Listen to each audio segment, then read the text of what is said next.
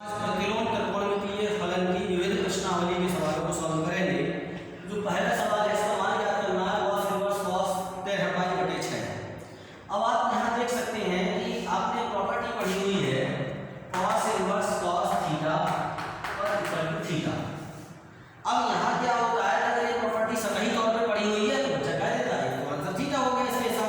इसके हिसाब से क्या हो गया, वो 13π/6। आप भी अगर ऐसा सोच रहे हैं तो गलत सोच रहे हैं। ये बताता है कि जानकारी कहीं ना कहीं कम है। देखिए वजह क्या है, कॉस फंक्शन हो या कॉस इनवर्स हो, हमें उसमें कभी भी वैल्यू निकालते पर डोमेन और रेंज के बारे में जरूर पता होना चाहिए। मैंने जब चैप्टर ये शुरू किया था तो तब भी मैंने इसको काफ़ी क्लियर किया था साइन का कि अब मैं थोड़ा सा जल्दी बता देता हूँ, कॉस के बारे में बता रहा हूँ। जैसे अगर कॉस फंक्शन है तो कॉस फंक्शन का अगर आप ग्राफ समझेंगे तो क्या है, एक्स अक्ष की वाई अक्ष बिंदु 0 to π/2 पाई 3π/2 और 2π। ऐसे ही यहाँ लिख सकते हैं -π/2 -π -3π/2 -2π। यहाँ लिखते हैं +1 और ये लिखते हैं -1। तो अब साइन 0 की वैल्यू 0 होती है, cos 0 है। मान लो मैंने लिखना y बराबर cos x, इसका बनाना है मुझे, तो cos 0 की वैल्यू 1 होती है, भैया 1 हो गया, π/2 की वैल्यू 0 हो गई, फिर π/2 पे यहाँ पर आ गया और फिर इस पर भी आ गया और फिर यहाँ ऐसे ये आ गया। यहाँ देखेंगे तो ये इस प्रकार से आएगा और फिर यहाँ ऐसे और फिर ये ऐसे चलेगा। ठीक, ये cos x का है जो आप देख रहे हो ग्राफ, ये cos x का ग्राफ है। अगर आप इस cos x के ग्राफ को देखेंगे तो आप ये देख सकते हो कि ये इस ग्राफ से अब x का मान है कोई, मान लीजिए आपने देखा यहाँ पर भी x का मान +1 है, यहाँ पर भी x का मान 1 है, यहाँ पर भी x का मान +1 है। तो x के 3 मानों के लिए a भी मान आ रहा है, बराबर आ रहा है। ये तो मैनिमल हो गया, अलग अलग x के मानों के लिए y का मान 1 हो, याद है ना मैनिमल इस प्रकार के होते थे, 2-3 है और उसमें ऐसा ऐसा करके एक मान आता है तो मैनिमल कहते थे। जबकि इन्वर्टिबल फंक्शन की ये कंडीशन है कि फंक्शन बाइजेक्टिव होना चाहिए, यानी कि 1 1 और 1 2 होना चाहिए। तो फिर यहाँ पर एकदम देखा कि भाई अगर हम एक टुकड़े में ले, इस टुकड़े को केवल ये डार्क मैंने किया, यहाँ तक ले लो आप इस टुकड़े को, साइन में भी किया था इस, तो अगर इस टुकड़े को ले लिया जाए इस खंड में तो फंक्शन को भी पूरे में तो था नहीं। अब जो cos x था तो उसकी जो रेंज थी मतलब वो थी पूरी R, set of real numbers, और जो डोमेन था वो -1 to +1 था, ऐसे करके था। लेकिन अब अगर हम y बराबर cos इनवर्स x की बात करेंगे, आगे करते हैं तो देखो यहाँ पर ये जो इतना से इतना आया 0, यहाँ से पाई करते हो 0 से पाई तक, इस टुकड़े में x के किसी भी मान के लिए y के 2 मान प्राप्त नहीं होंगे। आपको ये रखोगे ये आएगा, यहाँ रखोगे ये आएगा, आप कोई भी x का ये रखोगे तो ये आएगा, एक मान x का एक मान तो y का एक मान प्राप्त हो रहा है इस टुकड़े में। यहाँ अगर हम इसको इस फंक्शन में जैसे फंक्शन आ गया cos इनवर्स x, इसका ग्राफ अगर हम बनाएंगे तो ये चीज थोड़ी सी पलट जाती है, ऐसे ही। अब देखो यहाँ ये हो गया -1 और ये है +1। अब ये π/2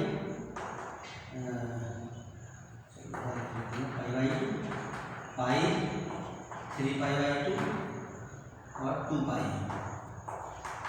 इस तरह से फिर माइनस का π/2 हो जाएगा। तो अब यहाँ 1 था नहीं, फिर ऐसे करके π/2 और फिर यहाँ पर -1 है, यहाँ तक आ गया। अब आप इसको आगे ना लिखें तो कम से कम ये देखें, ये जो चीज़ है यहाँ हम इसको समझ सकते हैं, ये cos इनवर्स का ग्राफ इस प्रकार से आ जाता है। और अगर आपको आगे बढ़ाना है तो आप इसको यहाँ पर ले लिया, यहाँ आगे बढ़ाते हुए ऐसे करके ला सकते हैं, इसको ये ला सकते हैं थोड़ा सा उसमें। तो अब ये जो इतना यहाँ से यहाँ तक का ये हमारा प्रिंसिपल है, तो जो डोमेन बना इसका वो हो गया -1 से +1 और जो रेंज होगी वो क्या कहलाएगी 0 to पाई। रेंज इसकी 0 to पाई हो गई। तो इस प्रकार से अगर cos x फंक्शन है तो उसकी डोमेन ये रेंज ये, और अगर cos इनवर्स है तो डोमेन ये रेंज ये। किस प्रकार से कैसे क्या होगा ये मैंने आपको बताया। अब यहाँ पर आ जाओ, अब गलती नहीं करोगे अगर आपने उन चीज को समझ लिया तो साइन का भी समझ चुके थे आप पहले, अब आपने cos का समझ लिया। तो cos का आपने समझ लिया 0 to पाई होना चाहिए, तो हम क्या करेंगे cos इनवर्स cos का हमने यहाँ लिख दिया 2 पाई प्लस पाई/6। देखिए अगर इसके साथ एलसीएम लोगे तो एलसीएम ये चलो पाई और 1 पाई 13 पाई बटे 6 हो जाएगा।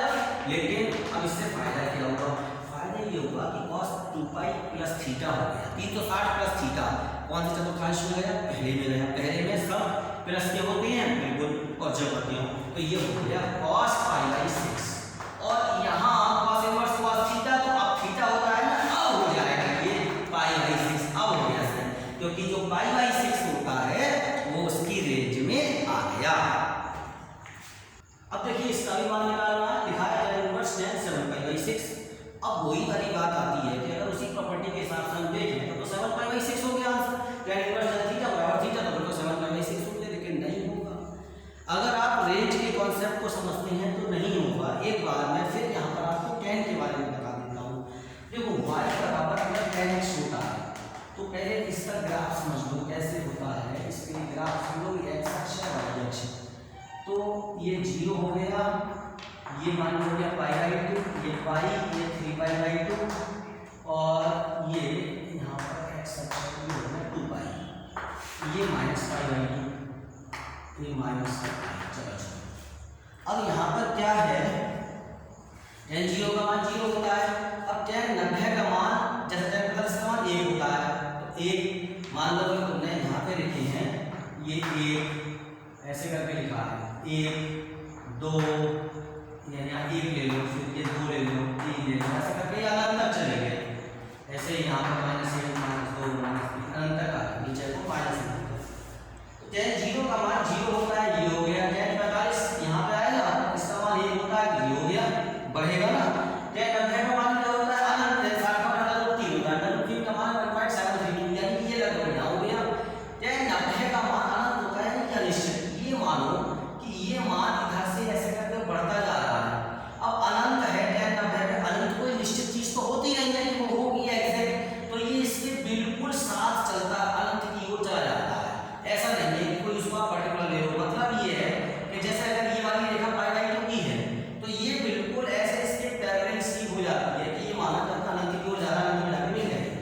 अब इसी तरह से अगर यहाँ ले लिए ये -पाई/2 है तो यहाँ पर ये ऐसे करके ये आएगा यहाँ और ये माइनस अनंत की ओर चला जाएगा। तो इसको अगर मैं डार्क कर लूँ तो इस तरह से ये बन जाता है ऐसा। ये है, ये tan x का है ग्राफ। अब यहाँ पे आप इसकी डोमेन और रेंज को समझ सकते हैं। इसका जो डोमेन है r हो गया और इसकी जो रेंज है वो एक प्रकार से ऐसे समझ लो, ये चीज मैं कह रहा हूँ यहाँ पर डोमेन, और अगर हम इसके रेंज को समझें, इसके डोमेन को समझें, तो ये सारे वैल्यूज मिल रही है। केवल कहाँ प्रॉब्लम फंसेगी, जहाँ पाई/2 आ रहा है, यानी कि जहाँ जहाँ ऐसे समझ लो, क्योंकि इसको ऐसा होता है ये sin x cos x, तो जहाँ जहाँ cos x 0 होगा तो वहाँ y का मान प्राप्त नहीं होगा। बहुत सिंपल से ऐसे समझ सकते हो। तो cos जैसे cos पाई/2 का मान 0 होता है ना, कभी तो इन्फिनिटी हो गया जाते हैं। अब यहाँ पर इस तरह से तो कहाँ कहाँ ये प्रॉब्लम आएगी, ये प्रॉब्लम आएगी जबकि ऐसे समझ लो x कोई भी मान रख सकते हो बिलोंग्स टू r, लेकिन क्या रख सकते x is not equal to 2n + 1 पाई/2। तो ये हम 2n + 1 पाई/2 को छोड़ के रियल नंबर के सेट में आप कुछ भी रख सकते हो, ये इसका डोमेन है। लेकिन अब इसकी अगर हम रेंज दें तो रेंज क्या हो गया, रेंज में सब चीज प्राप्त हो रही है -∞ से +∞ तक, यानी कि जो रेंज होगी वो सेट ऑफ रियल नंबर्स होगी। अब अगर वही चीज आ गई कि मैं इसको देखूं, ये x अक्ष और y अक्ष, इसका अगर इनवर्स फंक्शन को देखूं, अब इनवर्स फंक्शन की जरूरत यहाँ पर कैसे आई, ये आई इनवर्स फंक्शन के लिए। बात ये है कि आपको जो जैसे यहाँ पर थे इसी तरह से आप यहाँ निकाल लोगे, ऐसे निकाल लोगे। अगर इन्वर्टेड होना चाहिए तो आप बोलोगे कि यहाँ आप देख रहे हो -पाई/2 से +पाई/2 के बीच में लेनी है, कम से कम होनी चाहिए, इसलिए यहाँ पर लिया गया है। तो जो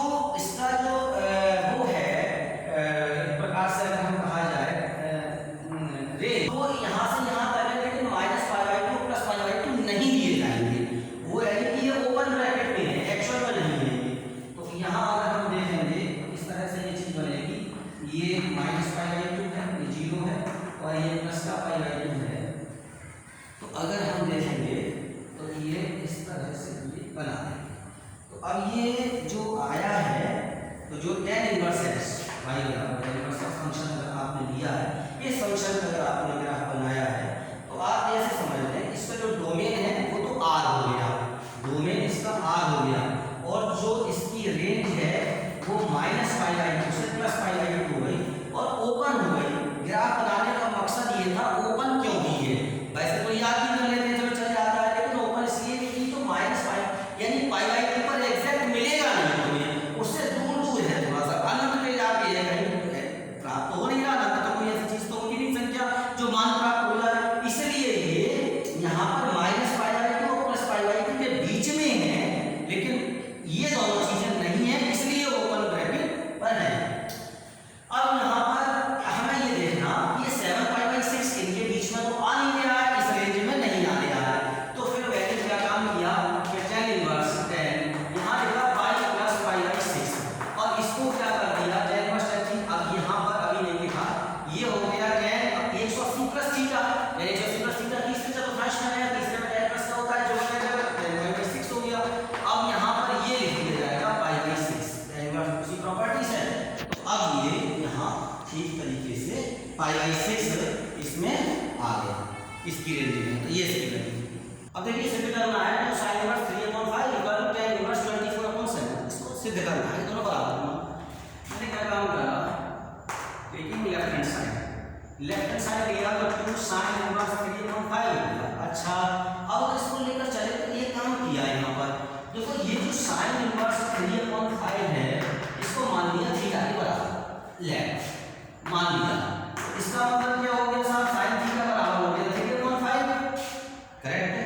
अब sin थीटा बराबर आपने बचपन से पढ़ा दिए तो लंब बटे कान होता है, तो अब ये समकोण को भी बना दिया आपने, ये वाला कोण थीटा हो गया, ये 3 हो गया और ये 5 हो गया। अब आप पाइथागोरस प्रमेय लगा लोगे और उससे ये ज्ञात कर लोगे कि ये मान 4 है, और जब ये मान 4 आ गया पाइथागोरस प्रमेय से, देखो tan थीटा बराबर कितना हो जाएगा, tan थीटा बराबर हो गया लंब बटे आधा यानी 3/4, तो थीटा बराबर हो गया tan इनवर्स 3/4। अब थीटा जो इसके बराबर आया था वो थीटा इसके बराबर आ गया, इट मींस थीटा की जगह मैं वैल्यू रख दूं sin inverse 3/5 equal to tan inverse 3/4, तो ये बात तो सही है, यानी कि उसी कोण के लिए sin इनवर्स में क्या मान है, मैंने tan इनवर्स में ये निकाल लिया, तो फार्मूले याद करके भी निकालते हैं और हम पाइथागोरस प्रमेय का ट्रिक करके भी याद करते हैं, पाइथागोरस प्रमेय की सहायता से भी निकाल सकते हैं, तो हमने ऐसे निकाल लिया। अब ऐसा करने से क्या हुआ 2, अब ये sin इनवर्स 3/5 की जगह मैं लिख देता हूं tan इनवर्स 3/4 और मैंने यहाँ tan इनवर्स 3/4 लिख दिया।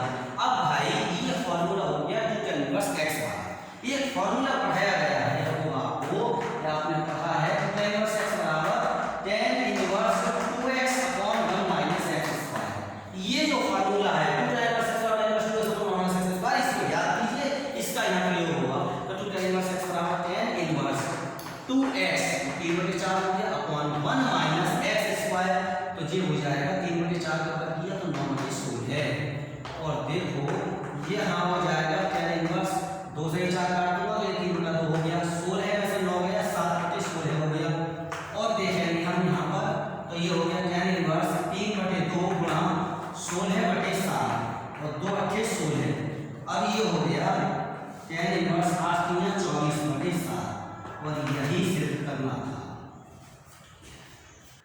अब देखिए ये है sin inverse 8/70 plus sin inverse 3/5, दोनों को लगाना है tan इनवर्स 70/36, दो तरीके आते हैं, sin inverse x plus sin inverse y का सूत्र लगा लो और उसके बाद उसको tan इनवर्स में चेंज कर लेना, ये यहीं से tan इनवर्स में चेंज कर लें और फिर tan inverse x plus tan inverse y का सूत्र लगा लेंगे।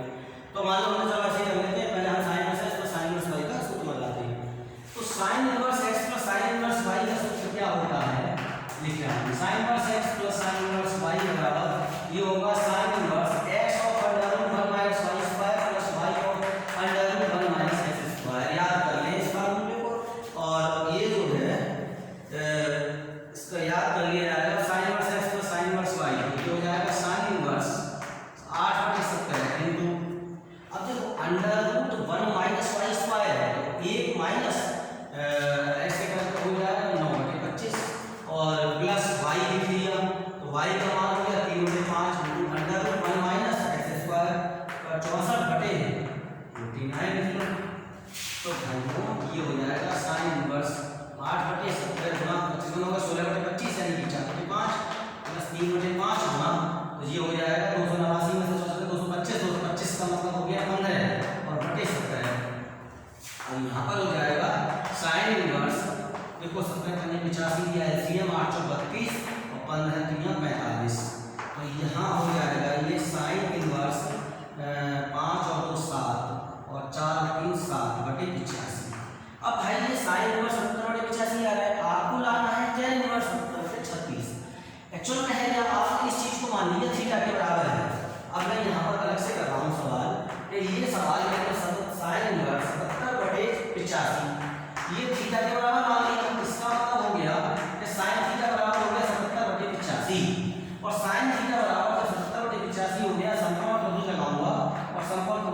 थीटा हो गया लंब बटे कान, लंब है ये 70 और कान हो गया 85। अब आप पाइथागोरस प्रमेय के हिसाब से आप ये निकालना चाहोगे तो इसकी वैल्यू कितनी आएगी ए बी सी। तो मान लीजिए आपको बी सी निकालना है तो ये हो गया 85 का वर्ग माइनस 70 का वर्ग और 85 प्लस 77 हो जाएगा और 85 माइनस 70 और मैंने 85 8 5 7 12 का 2 से 1 7 8 8 0 162 और 5 और 3 हो गया 8 तो ये हो जाएगा 2 8 16 तो एकदम 2 और गुणा 3 0। अब ये BC बराबर में वर्गमूल ले लूंगा तो बराबर 9 गुणा 4 9 36 यानी कि 36 आ जाएगी।